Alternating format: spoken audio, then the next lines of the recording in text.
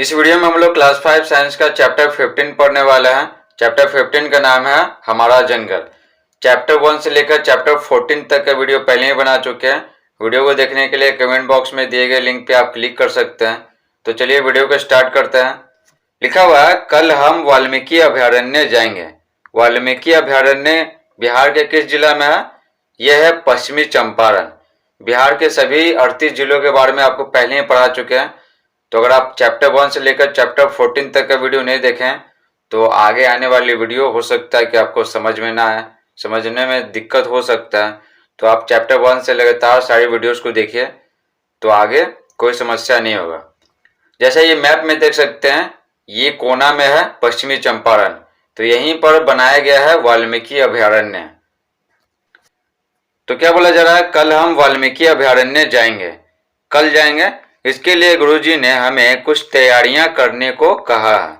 जाहिर सी बात है, वाल्मीकि अभयारण्य जा रहे हैं तो कुछ न कुछ तैयारी करके जाएंगे।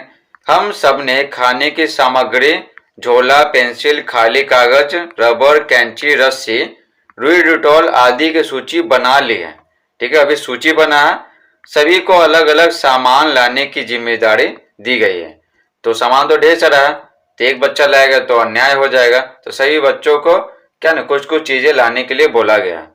देखिए, वाल्मीकि अभयारण्य जा रहे हैं तो खाने की सामग्री तो होनी चाहिए। ठीक है, खाने की सामग्री होनी चाहिए क्योंकि बाहर का खाना बच्चों को ना थोड़ा हानि करता है। तो खाने की सामग्री ले जाना जरूरी है। और रही बात पेंसिल, खाली कागज की, तो ये क्यों ले जाएंगे? ये ले जाएंगे किस लिए? कुछ नोट करने के लिए। वहां पर विभिन्न प्रकार के पेड़ पौधों को देखेंगे, जानवरों को देखेंगे। वहां पर बोर्ड लगा हुआ रहेगा, वन्य जीव अभयारण्य में बहुत सारा चीज है ना, डेटा लिखा हुआ रहेगा। ठीक है, जैसे ये बाघ कहाँ मिलता है, इसका प्रजनन काल कितना दिन का होता है, ये सारी चीजें लिखे हुए रहेंगे, बहुत सारी चीजें। ये तो एक कुछ एग्जाम्पल बता रहे हैं, तो उन सब चीजों को ना कागज में नोट कर लेंगे। उसके बाद रही बात रुई डिटॉल की, तो बच्चे हैं, ठीक है, तो वो घूमेंगे, दौड़ेंगे, तो जिसके कारण हो सकता है ना उनका पैर छिला जाए, हाथ छिला जाए। तो ये डिटॉल है ना बहुत ज्यादा काम आएगा। इसलिए टीचर क्या बोले हैं कि खाने की सामग्री, झोला, पेंसिल, खाली कागज, रबर, कैंची, रस्सी, रुई, डिटॉल, ये सब तुमको है ना लाना है। सही बच्चों को कुछ कुछ सामान का जिम्मेदारी सौंप दिए हैं। अब दो सवाल पूछा जा रहा है, एक ये और एक ये। तो चलिए पढ़ते हैं। पहला सवाल है, सही बच्चे कहाँ घूमने जाने वाले हैं? तो उत्तर लिखेंगे, सही बच्चे वाल्मीकि अभयारण्य घूमने जाने वाले हैं। वाल्मीकि अभयारण्य कहाँ है? बिहार के पश्चिमी चंपारण जिले में है। बिहार का जो पश्चिमी चंपारण जिला है वो नेपाल से सटा हुआ है, तो इसमें बहुत सारे पेड़ पौधे हैं, एकदम जंगली इलाका है। इसलिए यहाँ पर वाल्मीकि अभयारण्य बनाया गया है। किसके लिए? बाघों के लिए। उसके लिए उन्होंने क्या क्या तैयारियां की हैं? तो उत्तर लिखेंगे, उसके लिए उन्होंने खाने की सामग्री, झोला, पेंसिल, खाली कागज, रबर, कैंची, रस्सी, रुई, डिटॉल आदि की व्यवस्था की है। तो ये सब पूरा है ना सूची बना लिया है। और कल यानी जो वाल्मीकि अभयारण्य कल जाएंगे ना, तो ये सब चीजें लेके जाएंगे, सही बच्चे लाएंगे। देखिए यहाँ पर बोर्ड पे क्या लिखा हुआ? वाल्मीकि व्याघ्र योजना। वाल्मीकि व्याघ्र योजना। देखिए व्याघ्र मीन्स क्या होता है? बाघ होता है। तो ये जो वाल्मीकि अभयारण्य बनाया गया है ना, तो ये स्पेशली बाघों के लिए बनाया गया है क्योंकि बाघ है ना, बाघों की संख्या बहुत ही कम हो रहा है, बाघ लुप्त हो रहे हैं भारत से। इसलिए बाघों की संख्या को बढ़ाने के लिए, वो लुप्त ना हो जाए, इसके लिए वाल्मीकि अभयारण्य बनाया गया है। आगे लिखा हुआ, अगले दिन सवेरे जल्दी ही हम अभयारण्य के लिए रवाना हो गए। ठीक है, सवेरे जल्दी ही। तो स्कूल के पास एक बस आया था। ठीक है, स्कूल के पास एक बस आया था, तो यहाँ पर बच्चों को ना बुलाया गया। क्या? सवेरे जल्दी ही। तो सभी सवेरे सवेरे बच्चे सभी आ गए यहाँ पर, उसमें बैठ करके वन्य जीव अभयारण्य देखने चले गए। सभी ने बस में बहुत मजे किए। ठीक है, बहुत सारा अंतराक्षरी भी हुआ। ठीक है, गानों का अंतराक्षरी हुआ, शब्दों का अंतराक्षरी हुआ, बहुत कुछ हुआ। तो वही बोला जा रहा है, सभी ने बस में बहुत मजे किए। बस में गुरुजी ने बताया कि हम सब अभी वाल्मीकि राष्ट्रीय उद्यान, जो एक वन्य जीव अभयारण्य है, देखने जा रहे हैं। यहाँ मुख्य रूप से बाघ का संरक्षण किया गया। मुख्य रूप से बाघ का संरक्षण किया जा रहा है। आपसे सवाल पूछेगा ना एग्जाम में, किसमें? ऑब्जेक्टिव में पूछेगा कि वाल्मीकि वन्य जीव अभयारण्य किस जीव का संरक्षण करने के लिए बनाया गया है? तो बाघ का संरक्षण करने के लिए बनाया गया। संरक्षण करने का मतलब क्या है ना, बाघों की संख्या भारत से लुप्त हो रहा है, तो ऐसा जंगल चाहिए ना जहां पर ये फ्रीली मुक्त रूप से घूम सके, ना कि चिड़ियाघर में। चिड़ियाघर में तो ये जेल में पैक रहते हैं, तो ये अच्छी बात नहीं है। तो इनको जंगल चाहिए जहां पर ये आराम से घूम सके, ठीक है, और अपनी संख्या को बढ़ा सके। इस तरह से आप सोच रहे होंगे कि अभयारण्य क्या होता है, तो देखिए अभयारण्य जंगल का वह हिस्सा है जहां जंगली जानवर बिना किसी खतरे के खुले घूम सकते हैं, ठीक है, खुले घूम सकते हैं। जैसे मान लीजिए कि ये जंगल है, ठीक है, तो इसमें बहुत सारा जो क्षेत्र होता है ना, बीच वाला खास करके जो क्षेत्र जहां पर पेड़ पौधे बहुत ज्यादा मात्रा में रहते हैं, तो इस क्षेत्र में ना सभी लोगों को मना कर दिया जाता है, ठीक है। आसपास मान लेते हैं गांव है, ठीक है, तो यहाँ पर जाने से रोका जाता है। यहाँ पर क्या है, सभी जंगली जीव जंतु आराम से घूमेंगे, आराम से। और ये बगल वाला जो क्षेत्र है ना, कुछ कुछ क्षेत्र, ठीक है, तो सरकार इजाजत देती है कुछ कुछ टहनियाँ तोड़ने के लिए, जलावन के लिए, लकड़ियाँ इकट्ठा करने के लिए, फल फूल तोड़ने के लिए इन पास के गांव वालों को, ठीक है, लेकिन बीच में नहीं जाना है, ठीक है ना, बीच में नहीं जाना है। और बीच में से तो पेड़ को बिल्कुल नहीं काटना है, और जंगली जानवरों को तो मारना नहीं है, नहीं तो क्या सजा मिलेगा। तो इसी को बोलते हैं वन्य जीव अभयारण्य। तो ये बोला जा रहा है वो अभयारण्य जंगल का वह हिस्सा है। जंगल का क्या होता है, कुछ हिस्सा होता है, ठीक है। जैसे आपको ये भी बताएं कि ये बीच वाला हिस्सा ना खास करके क्या होता है, फिक्स कर दिया जाता है। किसी किसी अभयारण्य में क्या पूरा फिक्स कर दिया जाता है ना, पूरा जंगल है ना, जंगल में से लकड़ी काटना है, ना जलावन लेना है, ना फूल फूल तोड़ना है, इस तरह से कुछ भी नहीं। तो वन्य जीव अभयारण्य पे डिपेंड करता है कि वहां पर क्या रूल अपनाया गया।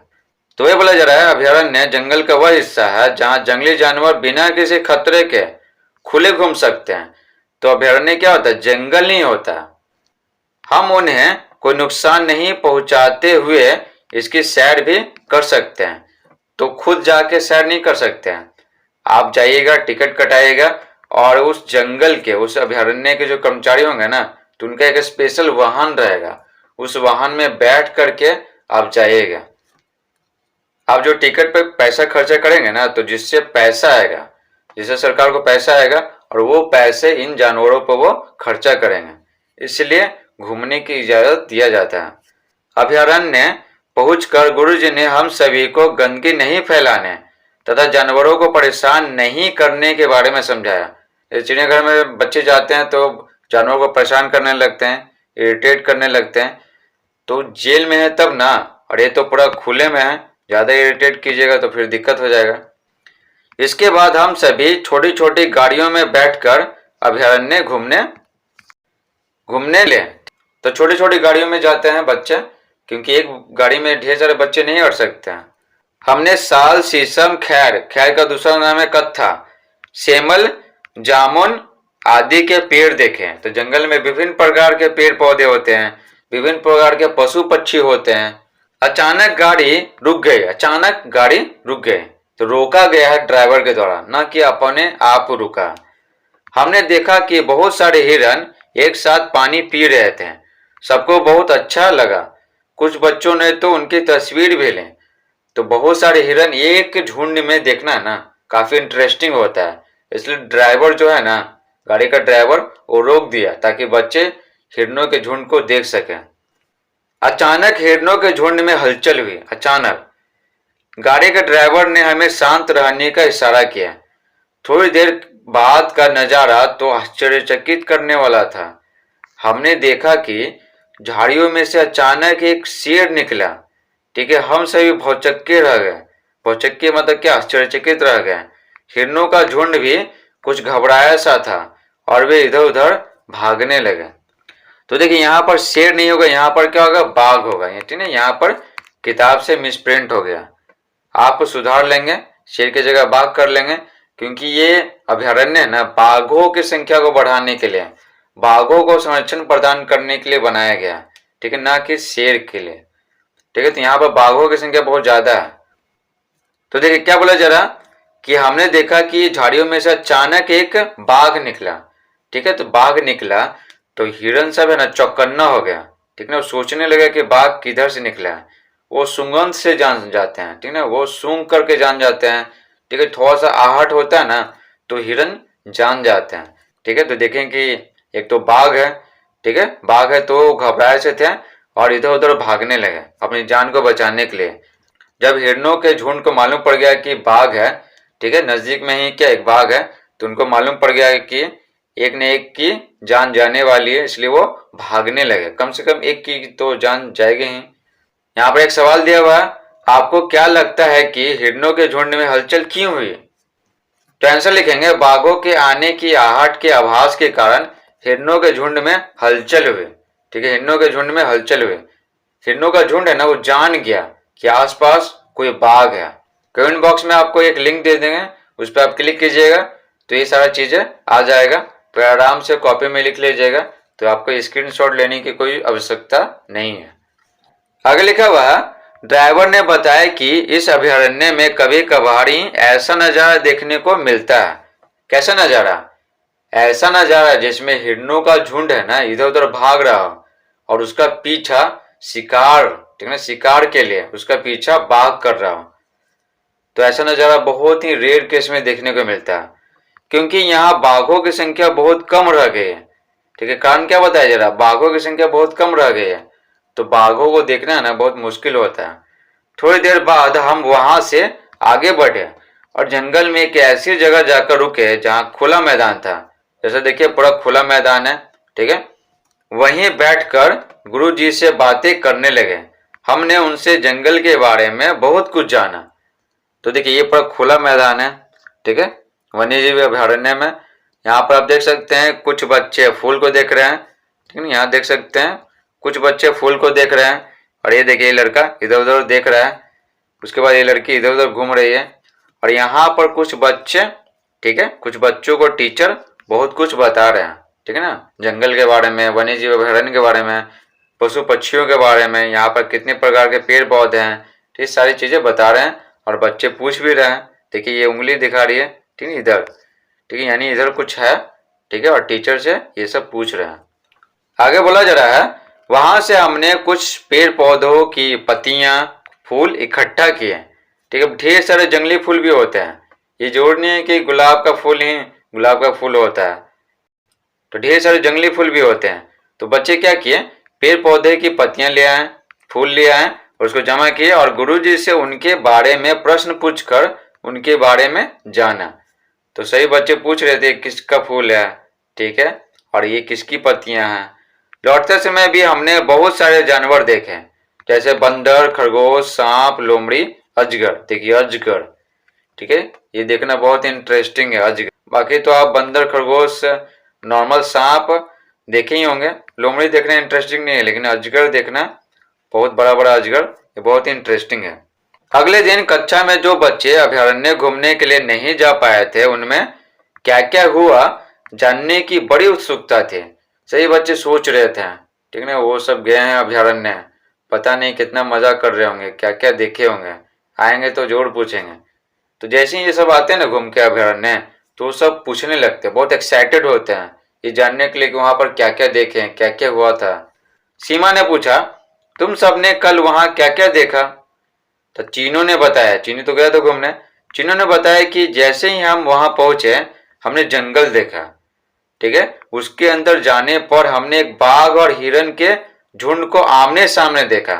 आपको पहले ही बताए थे कि वहां पर शेर नहीं होगा, वहां पर क्या होगा, बाघ होगा। ठीक है, हिरणों का झुंड पानी पी रहा था, तो झाड़ी से अचानक एक क्या निकला, बाघ निकला, समझे। तो आपको पहले बताया है वहां पर जो शेर लिखा हुआ था ना वहां पर बाघ कर लीजिएगा काट करके। तो चीनू ने बताया कि जैसे ही हम वहां पहुंचे हमने जंगल देखा, उसके अंदर जाने पर हमने एक बाघ और हिरन के झुंड को आमने सामने देखा, ठीक है, और हिरन के झुंड क्या इधर कोई इधर कोई इधर कोई इधर भागने लगे। सीमा बोलती है, जंगल क्या होता है, क्या वह हमारे आम के बगीचे जैसा होता है? तभी गुरुजी बोले, नहीं, जंगल में अलग अलग तरह के पेड़ पौधे और तरह तरह के जीव जंतु होते हैं। वो बगीचे जैसा नहीं होता, बगीचे में कोई खास प्रकार के पेड़ पौधों को लगाते हैं। जैसे आम का बगीचा है तो आम के बगीचे में ना ढेर सारे आम के पेड़ लगाएंगे, लेकिन ऐसा जंगल में नहीं होता। जंगल में विभिन्न प्रकार के पेड़ पौधे रहते हैं, अब विभिन्न प्रकार के पेड़ पौधे रहेंगे तो विभिन्न प्रकार के पशु पक्षी भी रहेंगे, तो ऐसा होता है। लेकिन बगीचा में क्या है, कोई जानवर नहीं रहता, बस पक्षी दिखते हैं, लेकिन पक्षियों का जो है ना ढेर सारा प्रकार नहीं दिखता है, लेकिन वो जंगल में देखने को मिलता है।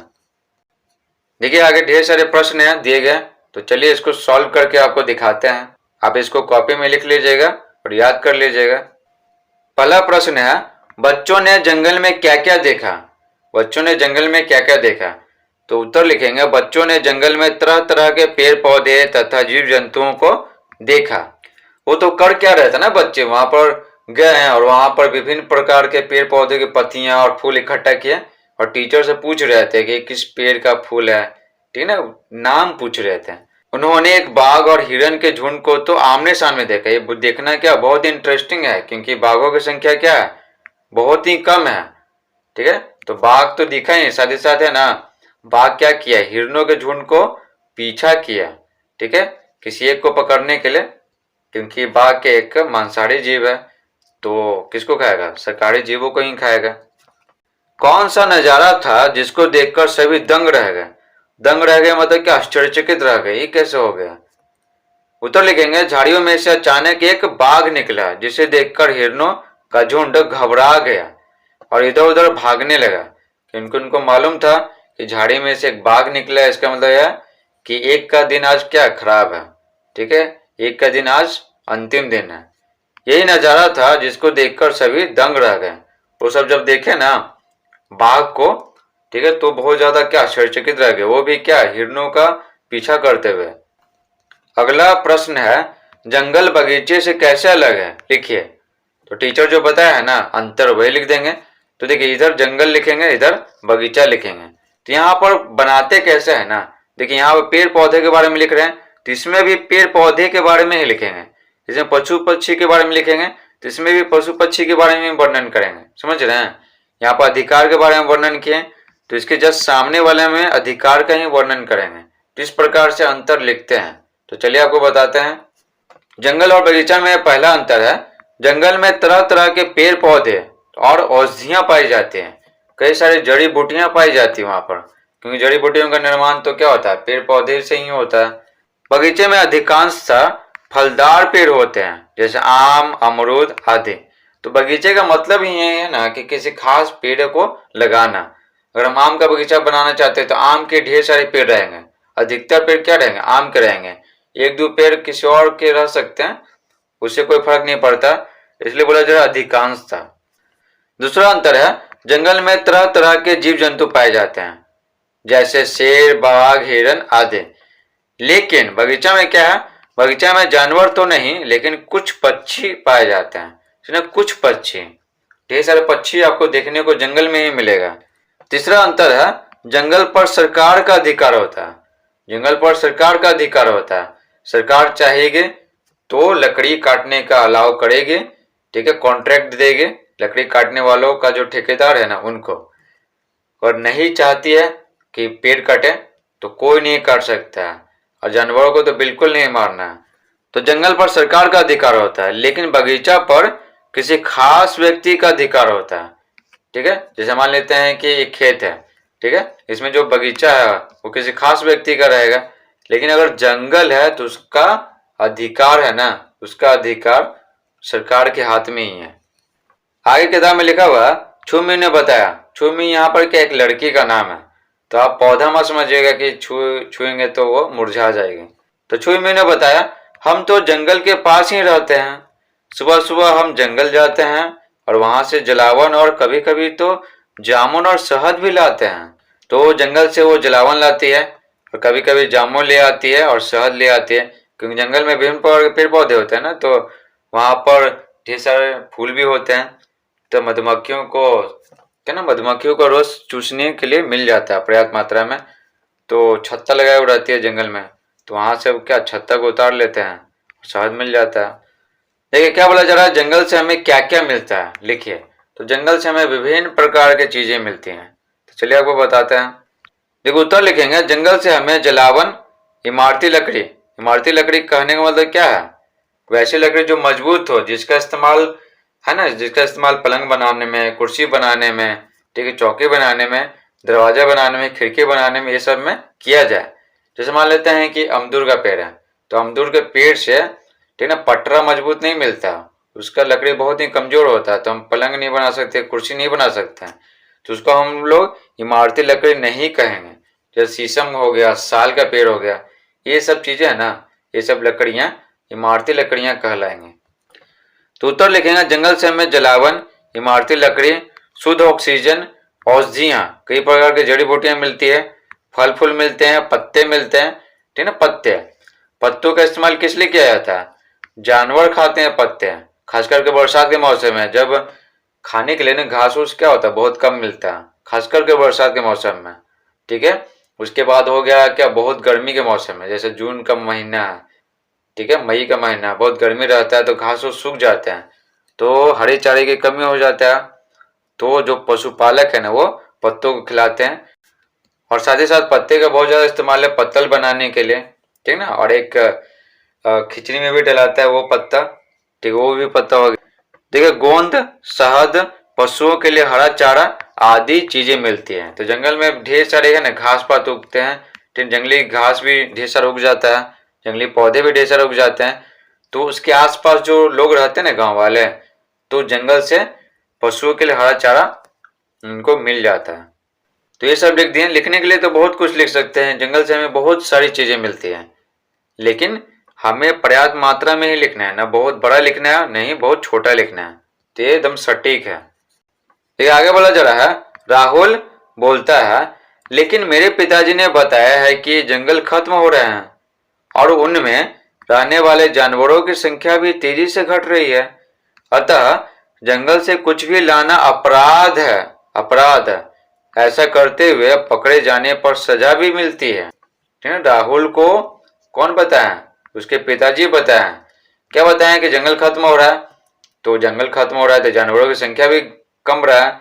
जब जंगल नहीं रहेंगे, ठीक है, तो जानवर कैसे रह सकते हैं? जंगल नहीं रहेंगे तो शाकाहारी जीव जंतु कहाँ से उनको भोजन मिल पाएगा? शाकाहारी जीव जंतुओं को जब शाकाहारी जीव जंतु नहीं रहेंगे, हिरन नहीं रहेगा, जंगली भैंसा नहीं रहेगा, तो मांसाहारी जीव जंतु कैसे रहेंगे? जो शाकाहारी जीव जंतुओं को खाते हैं तो भी नहीं रहेंगे, धीरे धीरे मर जाएंगे। तो इसलिए बोला जा रहा है कि जंगल खत्म हो रहे हैं तो जीव जंतुओं की संख्या भी घट रही है तेजी से, जैसे जंगल से कुछ भी लाना क्या अपराध है, ठीक है, और पकड़े जाने पर सजा भी मिलती है।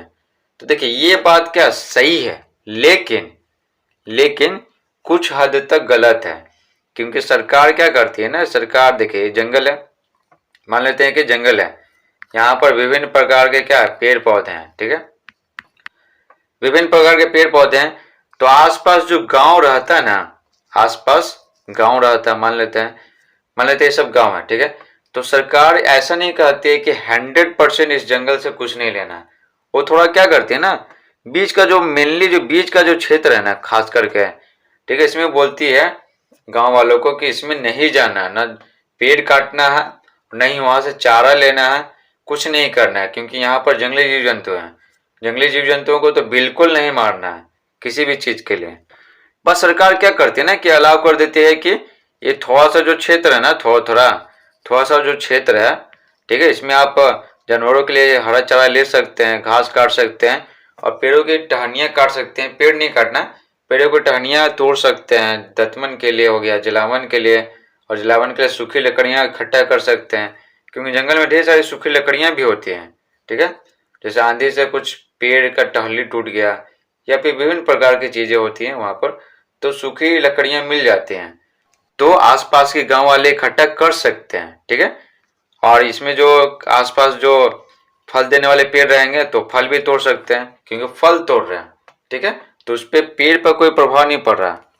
तो इस तरह से सरकार अलाउ कर देती है, क्योंकि उनको पता है, क्योंकि जंगल है, तो अगर 100% अगर बोलेंगे कि कोई नहीं जाएगा तो ये गांव वाले मानेंगे नहीं, उनको तो जलावन के लिए लकड़ियाँ चाहिए ही चाहिए, उसके बाद जड़ी बूटी के लिए मिल जाए या फिर पत्ते मिल जाए, ठीक है ना, और पत्ते मिल जाए, घास पात मिल जाए जानवरों को खिलाने के लिए, तो उनको चाहिए ही चाहिए। इसलिए सरकार क्या है, सरकार अलाउ कर देती है कुछ क्षेत्रों पर कि हाँ तुम ले सकते हो, लेकिन पेड़ को नहीं काटना है और जंगली जानवरों को तो बिल्कुल नहीं मारना है। तो ये सही है, लेकिन कुछ हद तक क्या गलत है। अब देखिए यहाँ पर 3 सवाल पूछे जा रहे हैं, 1 2 3, ठीक है, यहाँ पर देख सकते हैं हिरन है अपने बच्चे के साथ और ढेर सारे क्या पेड़ पौधा, देखने में काफी सुंदर लग रहा है। ठीक है, आगे क्वेश्चन है, अगर राहुल की बात सही है, अगर राहुल की बात सही है, जो उसके पिताजी बताएं तो सही है, तो फिर छुमी का परिवार जलावन व अन्य चीजों की व्यवस्था कैसे करेगा? अपने दोस्तों के साथ चर्चा करके लिखिए। तो आपको तो पहले ही बता चुके हैं, वही लिखेंगे। उत्तर लिखेंगे, राहुल की बात सही है, हाँ बिल्कुल सही है, लेकिन कुछ हद तक क्या गलत है। छुमी का परिवार उसी जंगल से जलावन के लिए बेकार सूखी लकड़ियां और सूखे पत्ते जमा करेगा, लेकिन पेड़ को नहीं काटना है। पेड़ की टहनियों को तोड़ सकते हैं, ठीक है, अगर सूखी लकड़ियां नहीं हो तो, लेकिन पेड़ नहीं काटना है। जंगल से अगर उसका परिवार फल, शहद आदि खाने योग्य चीजें ले लेगा या लेगा तो उससे जंगल पर कोई प्रभाव नहीं पड़ेगा। ठीक है, अगर पेड़ में फल लगा हुआ है, ठीक है, तो ले लिए, ठीक है, उस पर जंगल पे कोई प्रभाव नहीं पड़ेगा। ठीक है, कोई नहीं प्रभाव पड़ेगा। मतलब क्या है, इतना बड़ा जंगल है, ठीक है, इतना तो जंगली जानवरों के लिए क्या है, फिक्स कर दिया गया है। इसमें पशु पक्षी भी रहेंगे आराम से, लेकिन किनारे किनारे कुछ कुछ क्षेत्रों में अगर है ना पेड़, फलदायी पेड़ है, तो कुछ फल ले लेंगे तो कोई प्रभाव नहीं पड़ेगा, लेकिन इसमें एंटर नहीं करना है। ये जंगली जानवरों और पशु पक्षियों के लिए है। ठीक है, तो इसमें एंटर नहीं करना है। अगला सवाल है, अगर सारे जंगल खत्म हो जाएंगे तो क्या होगा? ठीक है, जंगल खत्म हो गया तो क्या पशु पक्षी के लिए जगह बचा ही नहीं, तो पशु पक्षी नहीं रह पाएंगे, वो मर जाएंगे, और साथ ही साथ हमें शुद्ध ऑक्सीजन नहीं मिल पाएगा। शुद्ध ऑक्सीजन नहीं मिल पाएगा तो क्या होगा, बहुत ही ज्यादा पर्यावरण में असंतुलन पैदा हो जाएगा, और धीरे धीरे क्या सब कुछ अस्त व्यस्त हो जाएगा, ठीक है, बर्बाद हो जाएगा। तो प्रश्न है, अगर सारे जंगल खत्म हो जाएंगे तो क्या होगा? तो साथ ही साथ ना जंगल क्या करता है ना, पर्यावरण में जो गर्मी है ना उसको मेंटेन करके रखता है। अगर जंगल नहीं रहेगा तो गर्मी बहुत ज्यादा बढ़ जाएगा, बहुत ज्यादा।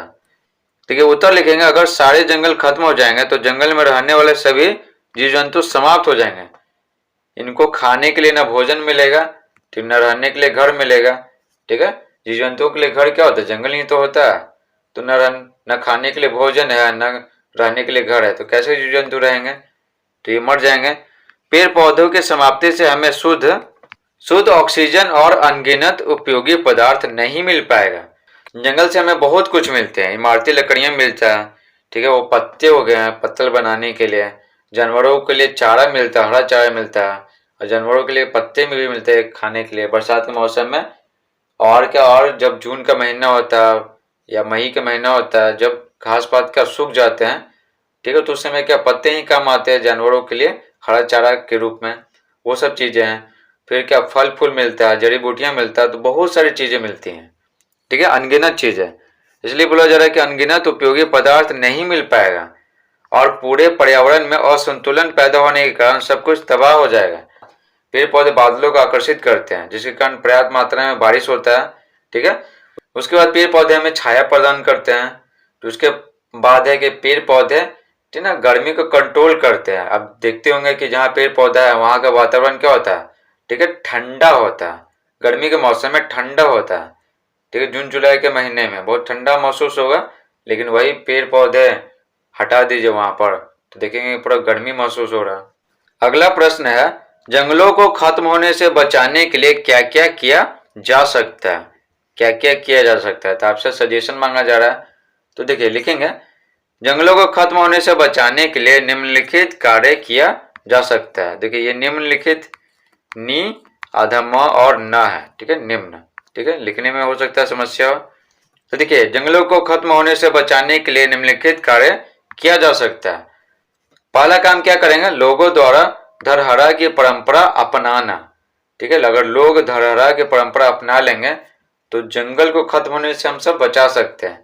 देखिए धरहरा की परंपरा क्या है, ये भागलपुर के जिला में एक गांव है, ठीक है, उसमें ये विख्यात है। वहां के लोग करते क्या है, जब बेटी का जन्म होता है ना तो वो 10-10 पौधे लगाते हैं, 10-10 पौधे लगाते हैं। जब भी बेटी का जन्म हुआ तो अलग अलग जगह पे 10 पौधा लगाएंगे, और उसका देखभाल भी करते हैं, सिर्फ पौधा लगाते नहीं है, देखभाल भी करते हैं। ठीक है, तो ये पहचान के रूप में, ठीक है, इस प्रकार से लड़कियों को बचाना, ठीक है, लड़कियों का संरक्षण और पेड़ पौधों का संरक्षण के बारे में ना लोगों को जागरूक किया जाता है। तो ये है धरहरा की परंपरा। तो ये है धरहरा की परंपरा, अगर ये लोग अपना लेंगे, बाकी जिलों में भी अपना लेंगे, पूरे देश में अपना लेंगे कि बेटी का जन्म हुआ तो पौधे लगाएंगे 10-10, ठीक है, इससे क्या होगा, इससे पेड़ पौधों की संख्या बहुत ज्यादा बढ़ेगा। दूसरा काम कर सकते हैं, जंगल में कटे हुए पेड़ों की जगह नए पेड़ों को लगाना। तो जंगल में पेड़ कटे गए हैं, हमें इमारती लकड़ियां चाहिए, हमें पलंग चाहिए, चौकी चाहिए, दरवाजे के लिए लकड़ी चाहिए, ठीक है, इन सब चीज़ों के लिए लकड़ी चाहिए। तो पेड़ को तो काटना ही पड़ेगा, लेकिन सीमित मात्रा में काटना चाहिए, ठीक है। पेड़ पौधों को काटते हैं ना, पौधे नहीं पेड़ को काटते हैं, जो बहुत पुराने पुराने हैं जंगल में, तो महंगे दामों में बिकते हैं ना, जिसके कारण है ना जो कॉन्ट्रैक्ट सरकार देती है, तो ज़्यादा पैसा कमाने के चक्कर में एकदम धड़ धड़ा के क्या ना ढेर सारे पेड़ काट देते हैं, ठीक है, बिना कोई सोचे हुए कि पर्यावरण पर इसका क्या प्रभाव पड़ेगा। और साथ ही साथ क्या करते हैं, जहाँ पेड़ कटा है ना तो वहां पर नए पेड़ नहीं लगाते हैं, उनको तो कोई मतलब ही नहीं है, उनको तो बस पैसा कमाने से मतलब है। तो वही बोला जा रहा है, जंगल में कटे हुए पेड़ों की जगह नए पेड़ों को लगाना चाहिए, नए पेड़ों को। तीसरा काम कर सकते हैं, किसी स्थान पर वहां की जलवायु के अनुसार खास पेड़ों का लगाना, ठीक है, खास पेड़ों का लगाना। तो हमें क्या ना, जिस क्षेत्र में पेड़ लगा रहे हैं ना, तो वहां की जलवायु को अध्ययन करना चाहिए कि वहां पर पहले कौन कौन से पेड़ हुआ करते थे, ठीक है, उन्हीं पेड़ों को लगाएंगे। जैसे मान लीजिए कि बिहार है, ठीक है, तो बिहार तो ठंडा प्रदेश है नहीं, लेकिन जम्मू कश्मीर में ठंडा होता है। तो जम्मू कश्मीर में क्या होता है, सेब उगता है, सेब ठंडा में ही होता है। तो मान लेते हैं सेब का पेड़ यहाँ पर लगाएंगे, ठीक है, तो यहाँ पर होगा नहीं होगा, इसलिए बोला जा रहा है कि वहाँ की जलवायु के अनुसार, वहाँ के मौसम के अनुसार खास पेड़ों को लगाएंगे जिस क्षेत्र में हम पेड़ लगाना चाह रहे हैं। नहीं तो पेड़ लगाएंगे तो उसका कोई फायदा नहीं होगा, ठीक है ना, पेड़ लगाएंगे तो उसका कोई फायदा नहीं होगा, कुछ समय के बाद पेड़ समाप्त हो जाएगा। चौथा काम कर सकते हैं, गर्मी के दिनों में जंगल में आग लगने से बचाना। जंगल में आग है ना विभिन्न कारणों से लगता है, जैसे कोई सिगरेट पी के, ठीक है, उसको बुझाया नहीं, उसको बस ऐसे ही फेंक दिया, ठीक है, तो उससे आग लग जाता है। या फिर जंगल के बगल में और गांव वाले है ना, गांव वाले, ठीक है, तो उनके कारण भी आग लग जाता है, उनकी गलतियों की वजह से, ये हो गया। उसके बाद गर्मी में भी है ना आग लग जाता है, जिसको दावानल बोलते हैं, ये कैसे आग लगता है। देखिए गर्मी में क्या होता है ना, मौसम शुष्क रहता है, नमी की मात्रा बहुत कम रहता है। जब तेज हवाएं बहती है ना तो पेड़ों की डालियां एक दूसरे से टकराती है, उससे क्या होता है, चिंगारी उत्पन्न होता है, उस चिंगारी से आग लग जाता है। और वही आग, समझ रहे हैं, जंगल में पेड़ पौधे नजदीक नजदीक रहते हैं, तो एक पेड़ में आग लगता है तो वो आग एकदम तेजी से फैलता है, ठीक है।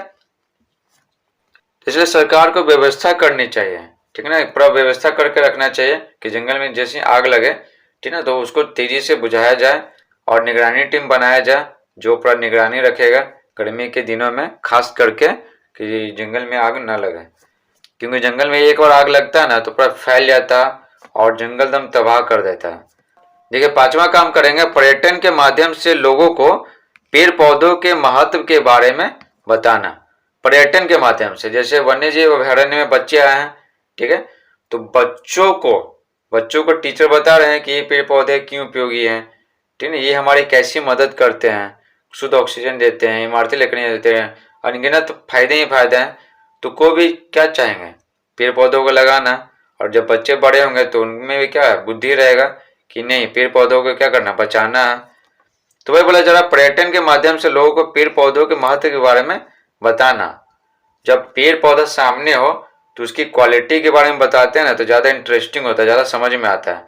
ऐसे पेड़ पौधे के बारे में किसी को बताएंगे तो उतना इंटरेस्टिंग नहीं होता है, लोग सुनने के लिए तैयार नहीं रहते। लेकिन जब वन्य जीव अभयारण्य में घूमने जाएंगे, ठीक है, तो वहाँ पर अगर बताया जाएगा पेड़ पौधों के बारे में लोगों को, ठीक है ना, लोगों को जागरूक किया जाएगा, तो लोगों के दिमाग में बैठेगा और फिर वो अपने घर के पास आके जहाँ पर जमीन खाली रहेगा तो पेड़ पौधे लगाएंगे।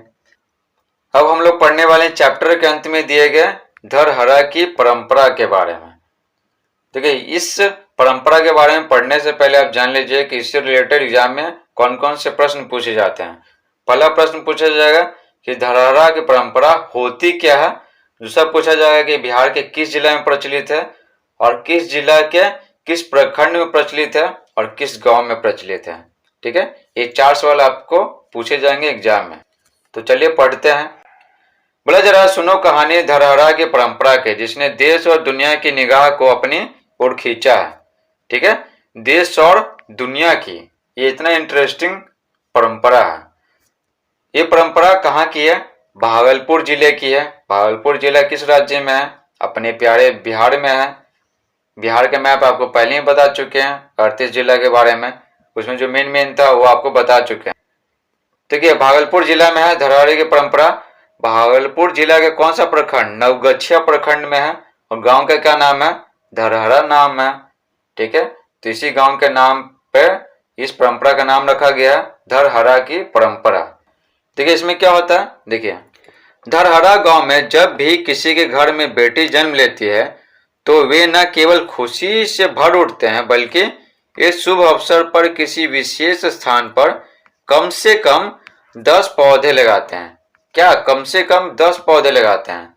ठीक है, उसके बाद क्या है, अपनी बेटी और लगाए हुए वृक्ष को वे बड़े स्नेह और प्यार से सहेजते हैं, उसका ख्याल रखते हैं। ये नहीं कि पौधा लगा दिया बस हो गया, नहीं, उस पौधा लगाते हैं, कम से कम 10 पौधे अपने बेटी के जन्म पर, और उसका ख्याल भी रखते हैं। ठीक है, आगे बोला जा रहा है ख्याल रखेंगे दोनों का, बेटी का भी और वृक्ष का, तो दोनों का एक साथ विकास होता है। जिस तरह से बेटियां सामाजिक बदलाव का माध्यम बनती है, स्वस्थ समाज की रचना में सहायक होती हैं, उसी तरह से वृक्ष विलुप्त होते जंगल को बचाने और बढ़ाने में सहायक होते हैं। तो ये सब जो पौधे लगाते हैं ना, तो पौधे लगाते हैं तो पौधे लुप्त होने से बच पाते हैं। जब ढेर सारे पौधे रहेंगे तो ढेर सारे क्या पशु पक्षी भी रहेंगे। इस प्रकार बेटियां और वृक्ष दोनों समाज और परिवार में समृद्धि का वाहक बनते हैं। ठीक है, तो धरहरा की परंपरा क्या है? धरहरा गांव में, ठीक है, धरहरा गांव जो कहाँ है? भागलपुर जिला के, बिहार के भागलपुर जिला के नवगछिया प्रखंड में है। तो इसमें क्या होता है, इस गांव में क्या होता है, जब भी बेटी जन्म लेती है तो कम से कम 10 पौधे लगाए जाते हैं और उसका ख्याल रखा जाता है। तो यही है धरहरा की परंपरा। अब देखिए आगे बोला जा रहा है, इतना ही नहीं, बिहार के मुख्यमंत्री भी इस परंपरा से प्रभावित हो उसे प्रोत्साहन देने धरहरा गए। ठीक है, बिहार के मुख्यमंत्री भी गए, इतना इंटरेस्टिंग उनको लगा, इतना अच्छा लगा। ठीक है, सचमुच धरहरा ने जो परंपरा शुरू की है उसे हम सभी अपनाएं तो हमारा पर्यावरण और समाज दोनों सशक्त होंगे। तो बोला जा रहा, आइए हम सब संकल्प ले कि हम भी और वृक्ष लगाएंगे, अपने गांव को धरहरा जैसा बनाएंगे जहां पर ढेर सारे पेड़ पौधे लगाए गए हैं। इस प्रकार से पूरा चैप्टर समाप्त होता है। आई होप आपको ये वीडियो समझ में आया होगा। अगर समझ में आया तो वीडियो को लाइक करें, चैनल को सब्सक्राइब करें और वीडियो को अपने दोस्तों के बीच में शेयर जरूर करें ताकि वो भी अच्छे से पढ़ाई कर सके। Thanks for watching.